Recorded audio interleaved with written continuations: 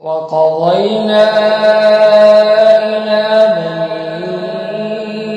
إسرائيل في الكتاب لتفسدن في الأرض مرتين ولتعلن علوا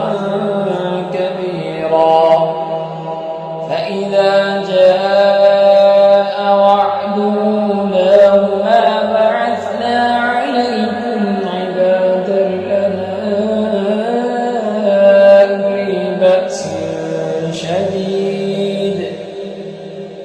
أولي بأس شديد فجاسوا خلال الديار وكان وعدا مفعولا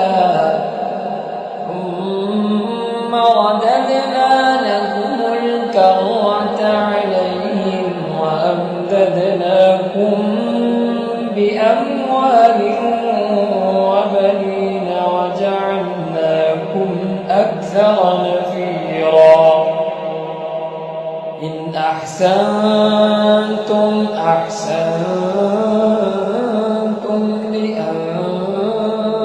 لأنفسكم